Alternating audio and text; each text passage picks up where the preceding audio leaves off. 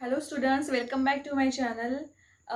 Please like and subscribe my channel if you like my teaching. Okay, so आप मेरे साथ बने रहो. मैं आपको 11th और 12th का मैथ बहुत ही इजी करके बताऊंगी. आपको लगेगा कि मैथ्स बहुत ही इजी है, बस आप मेरे साथ बने रहो. ठीक है, तो आज हम पढ़ने जा रहे हैं चैप्टर सेकंड जो ट्रिग्नोमेट्रिक 2 है. ठीक है, तो इसमें जो बेसिक पार्ट्स था वो हमने कल देखा था. तो बेसिक का पूरा मैंने कल एक बड़ा वीडियो बनाया था, उसमें पूरा बेसिक मैंने डाल दिया है. और उसके पहले का एक वीडियो, तो दोनों वीडियो में मैंने बेसिक कंसेप्ट आपको सब समझा दिए हैं जो है ट्रिग्नोमेट्री वन के लिए जरूरी था. तो अभी हम देखेंगे एक्सरसाइज एक्सरसाइज 2.1. ठीक है, आई होप कि आपको वो जो बेसिक में जो भी पढ़ाया है वो आपको अच्छे से समझ में आ गया होगा. अगर नहीं भी आपको समझा है तो आप मुझे जरूर पूछ सकते हो. तो आज हम पढ़ेंगे exercise 2.1, find the trigonometric functions of. मतलब हमको ट्रिग्नोमेट्रिक फंक्शंस फाइंड करने हैं. ये आप हमें डिग्री में एंगल दिए हैं, 0 degree, 30 degree, 45, 60, 150 and so on. बहुत सारे एग्जाम्पल दिए हैं. यहाँ पर मैंने कुछ ही लिखे हैं, बहुत सारे एग्जाम्पल दिए हैं, वो हमें सॉल्व करके देखना है. ठीक है, तो ट्रिग्नोमेट्रिक फंक्शंस. अब ट्रिग्नोमेट्रिक साइन पता है हमें. जैसे अब समझो ये 0 डिग्री है ना, तो हमको क्या फाइंड करना है? साइन 0, कॉस 0, टेन 0, कॉट 0, सेक 0 और कोसेक 0. ये सभी की वैल्यूज हमको फाइंड करना है हर एक एंगल की. जैसे 150 डिग्री है तो साइन 150, कॉस 150, टेन 150, सभी हमको इसी तरह से सॉल्व करना है. ठीक है, तो पहला एग्जांपल हम देखते हैं, ये है 0 डिग्री. ठीक है, अब ये 0 डिग्री का फाइंड करते हैं हम. तो यहाँ पे ये सॉल्व करने के दो मेथड्स हैं, मुझे जो पता है उसमें दो मेथड्स है. एक तो कार्टेशियन सिस्टम से आता है और बाद में मैं पहली मेथड ही आपको समझा के बताती हूँ. ठीक है, तो पहले ये कार्टेशियन सिस्टम ड्रॉ कर लेती हूँ मैं. ठीक है, ये है एक्स वाई, इधर जो रहता है वो एक्स डैश रहता है और ये वाई डैश रहता है. तो अब ये देखो, फर्स्ट जब हम सॉल्व कर रहे हैं 0 डिग्री. अब 0 डिग्री आपको पता है ये टर्मिनल रे है. ये अभी यहाँ पे 0 डिग्री कहाँ पे रहेगा? अब 0 डिग्री बोले तो स्टैंडर्ड पोजीशन में रहता है. 0 डिग्री का कोई एंगल होता है कि नहीं? ये एक्स ओ जो मेजर एंगल एक्स ओ और एक्स ओ पी, समझो यहाँ पे हम एक पॉइंट ले देती हूँ और इसके कोऑर्डिनेट लिखती हूँ एक्स वाई. ठीक है, क्योंकि अगर हम जब कोई बड़ा एंगल लेते जैसे 45 वगैरह है, तो हम यहाँ से ऐसे गिन के लेते हैं कहाँ तक आएगा करके.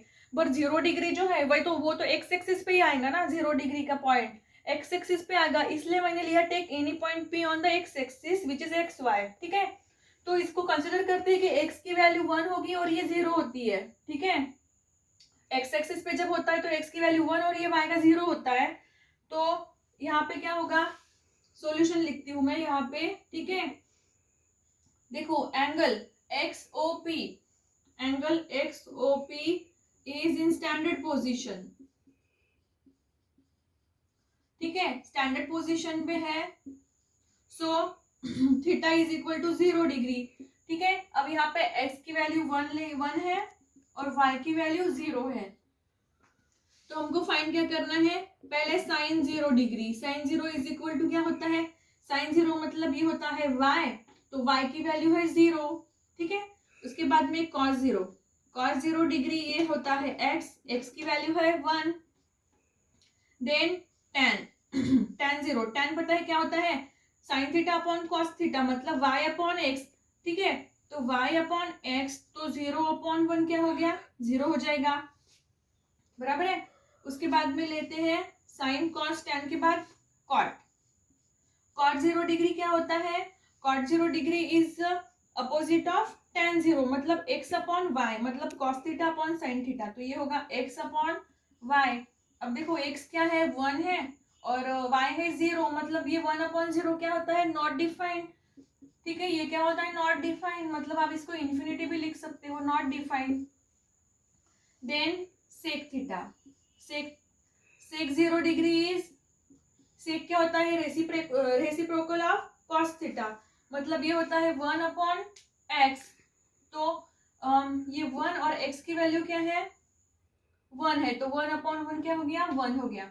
देन ये कोसेक थीटा, मतलब कोसेक 0 डिग्री, थीटा की वैल्यू क्या है? 0 डिग्री है, तो ये क्या होगा? रेसिप्रोकल ऑफ साइन, तो ये होगा 1 अपॉन वाई. सो 1 अपॉन वाई की वैल्यू है 0. Again 1 upon Y is not defined, मतलब इन्फिनिटी.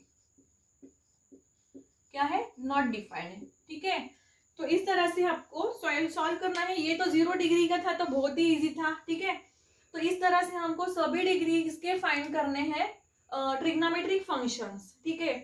तो देखो अब ये 0 डिग्री हो गया। अब अगर हमको 30 डिग्री फाइंड करना है अब 30 डिग्री कहाँ पे आता है देखो, तो मैं सॉल्व करके बताने वाली हूँ बट अभी ऐसे ही बता रही हूँ। 30 डिग्री अब यहाँ से ये यहाँ से स्टार्ट होता है 0 से लेके, ठीक है। तो हो सकता है 30 डिग्री यहाँ तक आ जाए, ठीक है। यहाँ से ऐसा एंगल बनेगा, फिर वहां से एक परपेंडिकुलर ड्रॉ करना पड़ेगा, फिर P of X Y any point लेना पड़ेगा, फिर उस तरह से हमको सॉल्व करना है। अभी मैं नेक्स्ट आपको वो सॉल्व करके बताऊंगी कि 30 डिग्री का कैसे फाइंड करना है, ठीक है। ये समझ में आ गई आपको। सबसे इजी तो 0 डिग्री का है, क्योंकि 0 डिग्री का एंगल तो एक्स एक्सिस पे होता है, तो ये सबसे इजी तरीका है, ठीक है।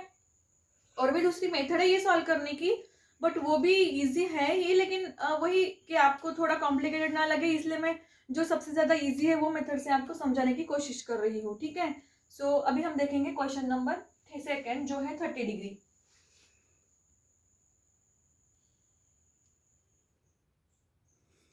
अभी हम देखेंगे सेकेंड क्वेश्चन जो है 30 डिग्री, ठीक है।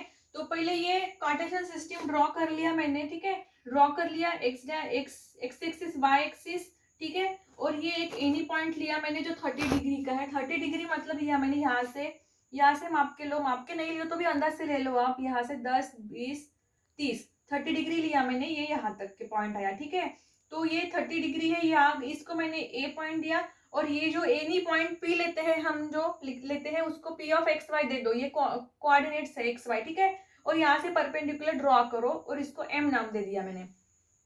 अब ये जो थीटा डिग्री है हमको दिया है वो क्या है, थीटा की वैल्यू 30 डिग्री, ठीक है। ये 30 डिग्री है, तो ये एंगल एम ओ पी कितना हो गया, 30 डिग्री हो गया। अब ये पी ऑफ एक्स वाई मतलब ये एक्स होगा, ये वाई होगा, ठीक है। अब हम कंसिडर करते हैं कि ओपी जो है ये 1 है। क्या है, ओपी की लेंथ क्या है, 1 है, ठीक है। So solution is theta is equal to 30 degree, okay. Means measure angle M O P is equal to 30 degree. और जो लेंथ ऑफ ओपी है वो कितनी है, ओपी की लेंथ 1 है, ठीक है। अब देखो ये 30 डिग्री का एंगल है और ये कौन सा है, राइट एंगल ट्रायंगल मतलब 90। अब आपने पढ़ा होगा कि एक एंगल 90 का हो और एक 30 का हो तो थर्ड एंगल कितने का रहता है, 60 डिग्री का रहता है, ठीक है। सो ये थ्योरम आपने पढ़ा होगा, बाय 30 60 19 थ्योरम। ये थ्योरम के अनुसार क्या होता है कि ये जो लेंथ ऑफ एमपी होता है ना, ये MP is half into OP होता है। एमपी इज इक्वल टू क्या होता है, MP is equal to half into OP होता है। ये एमपी हाफ इंटू ओपी होता है, ये ओपी, ठीक है। तो ये एमपी इज इक्वल टू ये हाफ इंटू ओपी क्या है, 1 है। सो ये क्या हो गया 1/2, मतलब एमपी इज इक्वल टू क्या आया 1/2। अब ये एमपी 1/2 मतलब ये y की वैल्यू क्या आई है, यहाँ पे 1/2 आई है, ठीक है।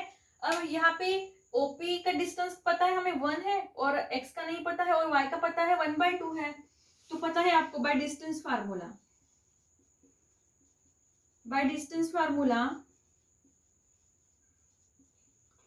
x square plus y square is equal to 1। x की वैल्यू पता नहीं है और y स्क्वायर है 1/2 whole square is equal to 1। So x square is equal to 1/4 is equal to 1। इसको सॉल्व करो,